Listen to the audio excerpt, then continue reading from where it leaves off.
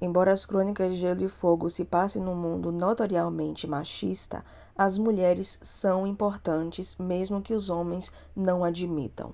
É por isso que o Martin coloca várias mulheres que influenciaram aquele mundo ao longo de várias épocas. A princesa Nymeria foi uma delas. Ela conduziu seu povo para fora de Rhoyne em 10.000 navios, enquanto os valerianos estavam invadindo. E depois de viajar muito, ela conseguiu se estabelecer em Dorne, onde casou com Mors Martell, onde modificou sistematicamente aquele local. Da parte valeriana, nós temos Daenerys, a sonhadora, que salvou a família Targaryen quando sonhou com a perdição de Valíria e eles correram para Westeros, o que não foi muito questionado porque eles não eram tão importantes em Valíria. Nós também temos Jainara Baellerys, que com seu dragão Terrax foi a primeira a explorar cada vez mais o sul de Soltórios, mostrando que era basicamente uma terra sem fim, coisa que não sabiam antes, mudando permanentemente a visão que todos tinham sobre esse local.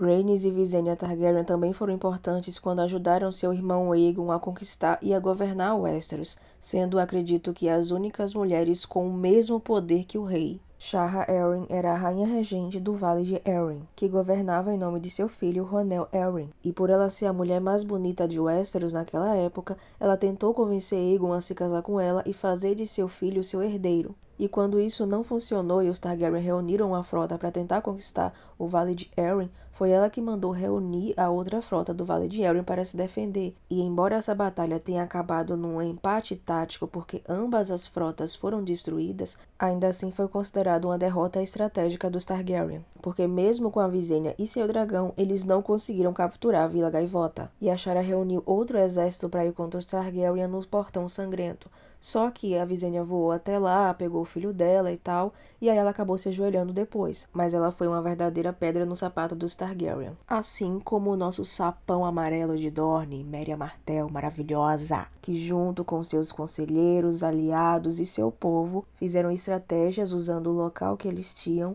para não se ajoelhar aos Targaryen e ainda derrubar um dragão, fazendo Dorne permanecer um principado independente por muito tempo. A rainha Lysa Velaryon também foi muito influente. Além de ser esposa do rei Aenys, ela governou como rainha regente do rei Jaehaerys, enquanto este ainda não chegava à maioridade. A rainha Lysane também foi muito importante, tanto para o rei Jaehaerys como sua esposa e conselheira, quanto para o povo comum e especificamente as mulheres, a quem ela ajudou a ter mais direitos e proteção. Ela também ajudou pessoalmente a Patrulha da Noite com seus recursos, como suas joias e coroas, para construir novos castelos. Provavelmente convenceu o rei Jaehaerys a mandar mais ajuda para eles depois e ainda os concedeu a nova dádiva. Acredito que Alicent Hightower e Rhaenyra Targaryen também podem ser consideradas bem influentes, já que por causa delas aconteceu a Dança dos Dragões. Também temos Florence Fossoway, que era muito inteligente e hábil em lidar com conta em dinheiro, e depois que casou com Bertrand Tyrell, assumiu as contas de Jardim de Cima e aumentou a renda dos Tyrell em 1/3. E depois, quando seu marido foi nomeado para o Pequeno Conselho como mestre da moeda, era ela que lidava com as contas do reino, e sob seu comando, o reino prosperou em questão financeira. Elaena Targaryen teve uma história parecida. Embora seu segundo marido, Ronel Penrose, sentasse no Pequeno Conselho como mestre da moeda, todo mundo sabia que era Elaena quem desempenhava os deveres de mestre da moeda. E o rei Daeron confiou a ela muitos assuntos importantes de Estado, e ela se tornou muito influente por causa disso. E a influência dela acabou aumentando quando ela se casou pela terceira vez, dessa vez por amor, com Michael Manwood, que foi como enviado para Braavos em várias ocasiões. Inclusive, embora as cartas que tinha entre o Maicon e os detentores das chaves do Banco de Ferro eram assinadas pelo Michael, mas eram feitas pela Elaena, para vocês verem o tamanho da influência que ela tinha naquela época, e que não veio simplesmente do seu sobrenome Targaryen, mas sim de sua inteligência e conexões que ela mesma criou. Já Samantha Tarly foi uma das mulheres importantes depois da Dança dos Dragões, quando ela influenciou seu enteado/amante a concordar com os termos do Corlys e fazer paz entre a casa Hightower e a coroa. Ela também desafiou a fé e o alto septão da época, e com sua esperteza e poder ela venceu. E por último, mas não menos importante, aumentou a fortuna, a influência e o poder da casa Hightower quando fundou o Banco de Vila Velha, depois que o Banco Hoggarty faliu e acabou deixando muitos senhores sem dinheiro. Joanna Lannister, que nasceu Joanna Westerly, foi uma das 3 viúvas depois da Dança dos Dragões. Ela governou como regente de seu filho, mesmo quando Dalton Greyjoy aproveitou a instabilidade do reino para ficar atacando as terras ocidentais. E quando as ordens de Aegon III para que Dalton deixasse em paz as terras ocidentais não funcionaram, ela mesma vestiu cotas de malha e foi para a guerra. E embora várias lendas dizem que ela usou uma espada e deletou vários homens, o que não é impossível, a verdade é que ela provavelmente era uma porta-bandeiras, mas mesmo assim a sua coragem deu coragem a seus homens. E embora seu exército tenha sido derrotado porque seus planos foram vendidos para os Greyjoy, ela não desistiu e se uniu ao Lorde Almirante da Campina contra os Greyjoy. E aí ela se vingou e recuperou a glória da família Lannister, emprestando até dinheiro para a coroa que precisava reconstruir as coisas depois da Dança dos Dragões. A terceira viúva foi a Lenda Baratheon, nascida Lenda Caron. Ela era esposa do Boros Baratheon e estava grávida quando ele foi deletado. Ela governou como regente em nome de seu filho recém-nascido e, ainda fraca pelo parto, ela concordou com os termos de paz, deu 3 filhas como reféns da coroa, que inclusive acompanharam Jaehaera Targaryen, que estava hospedada em Ponta Tempestade. Se casou novamente para tentar resistir aos ataques cada vez mais frequentes dos Dorneses, mas acabou ficando viúva novamente, e aí a sua filha idiota se envolveu numa conspiração para tentar deletar o rei, e ela teve que enviar 3 pessoas para falar em nome de Ponta Tempestade, e ela continuou governando até seu filho ter idade suficiente. E sinceramente, se não fosse ela tentando manter a paz, a Casa Baratheon poderia ter entrado em extinção. Jaime Arryn também foi muito influente na Dança dos Dragões e depois disso.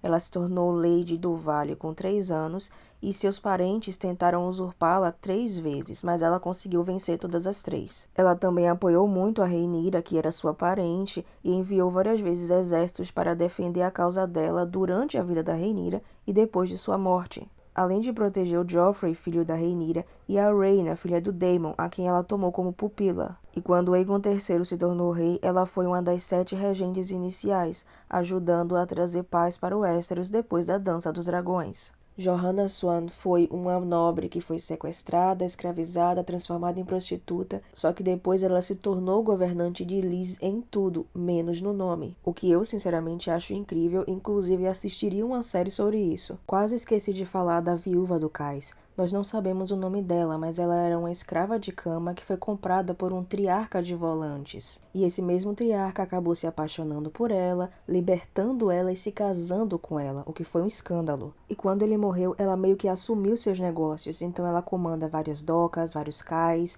várias rotas de navegação em Volantes, sendo uma ex-escrava, idosa. É muita coisa.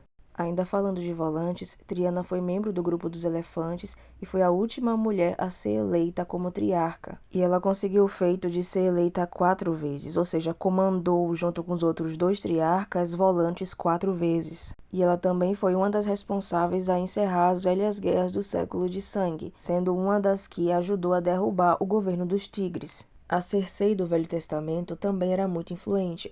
Ela era filha de um dos homens mais poderosos de Westeros, depois ela se tornou rainha consorte do Robert, depois rainha regente do Joffrey, tinha influência sobre o Alto Septão e, consequentemente, a fé em si. Ela também tinha vários espiões e comandava parte da guarda real do Robert, depois do Joffrey e depois do Tommen, além de ser responsável pela produção e armazenamento do fogo vivo. O problema é que, por se achar inteligente demais, ela faz muita burrice, e aí ela perde tudo, mas ela foi muito influente.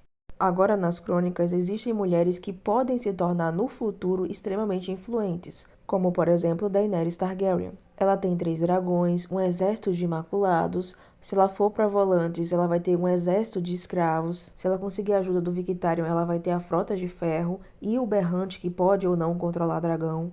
Dependendo do que aconteça no deserto, ela pode conquistar um exército de Dothrax. Conquistou boa parte da Baía dos Escravos e estava governando Meereen. O problema é que, por causa de sua falta de experiência, falta de aliados e falta de conselheiros realmente bons, a vida das pessoas acabava piorando depois que ela saía do local que ela conquistou. E agora ela tem muita gente se unindo contra ela, mas ela também tem muitas pessoas que a querem como aliada.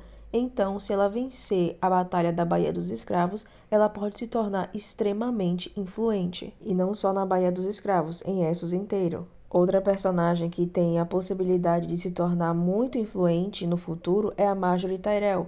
Ela é filha de um dos homens mais poderosos de Westeros, que basicamente comanda a comida daquele local, e é a rainha consorte do Tommen. Com isso, ela consegue encantar o povo comum que está desesperado por comida, os lords e as ladies que vão fazer de tudo para bajulá-la, e ainda pode manipular ou influenciar as decisões de seu marido, que é uma criança e rei. O problema é que, obviamente, a Cersei está planejando mais alguma coisa. O inverno chegou, o Aegon também, provavelmente a Daenerys também vai vir, e o Euron tá atacando o terror. Então existe a possibilidade do Tommen e ela não ficar muito tempo no poder ou ela acabar sendo deletada. Outras personagens que têm tudo para se tornar extremamente influentes no futuro das crônicas é a Sansa e a Arya.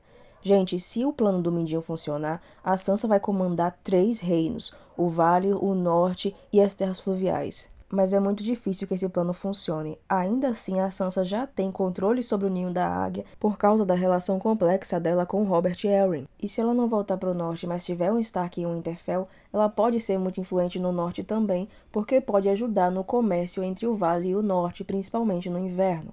Mas se ela voltar para o Norte, ela ainda vai ter influência sobre o Vale. E se ela for Lady de Winterfell, mais poder ainda. E dependendo do que aconteça nas Terras Fluviais, ela pode ser influente lá, ou pelo menos ter o apoio de lá como sua mãe e seu irmão tiveram. Além do fato dela estar aprendendo com o Mindinho como jogar o jogo dos tronos por debaixo dos panos. E como ela é uma garota bonita, gentil e consegue conquistar as pessoas ao seu redor, isso fica extremamente mais perigoso, porque ninguém em volta espera nada dela. Com a Arya é a mesma coisa. Ela pode se tornar Lady de Winterfell também, e se acontecer, ela vai ter um apoio no Vale, que é sua irmã. E dependendo do que aconteça nas Terras Fluviais, também tem apoio de Correrio, principalmente se ela ajudar a Senhora Coração de Pedra com a questão dos Frey e dos Lannister que estão por lá, ou salvar o Edmure ou o Peixe Negro. Ela também pode fazer aliados muito improváveis. Um dos pretendentes dela era Frey. Ela pode acabar trazendo paz entre essas famílias. Ou ela pode acabar se envolvendo com Edric Dayne e abrindo um comércio muito importante com o Dorne. Além de todos os ensinamentos que ela está recebendo, que podem ser úteis para a questão de envenenamento, espionagem, saber se alguém está dizendo a verdade ou não. E isso pode ser útil tanto para governar, quanto para ajudar alguém a governar. Afinal, ao contrário de vários outros nobres, ela é muito boa em ficar com o povo comum e escutar e aprender com eles, podendo ter olhos e ouvidos em vários locais e vários amigos assassinos. Enfim, não importa qual posição exata dessas personagens no futuro, o fato é que é muito provável que elas se tornem extremamente influentes. E a última personagem que pode ser extremamente influente no futuro é a Sarella Sand, se ela realmente for a personagem Aleras, que está estudando para ser mestre. Nós sabemos que as mulheres em si não são permitidas na cidadela, mas nós não sabemos se alguma vez uma mulher se disfarçou de homem e conseguiu ser um mestre. Se não, ela vai ser a primeira e isso vai ser incrível. Ela pode quebrar os paradigmas, ela pode mudar tudo. E mesmo que não mude e continue fingindo de homem, ela vai ser extremamente influente no local em que ela servir.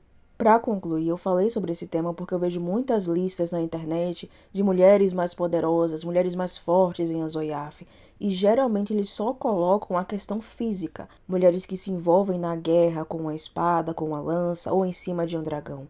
E não é necessariamente assim que se mede o poder de alguém nesse mundo. Então eu fiz essa lista para mostrar mulheres que foram e mulheres que podem ser muito poderosas sem ser necessariamente porque elas sabem lutar ou porque tem um dragão. E no final são esse tipo de mulheres, na verdade esse tipo de pessoa que prosperam nesse mundo, aqueles que têm influência. E infelizmente isso é o mais esquecido pelos fãs.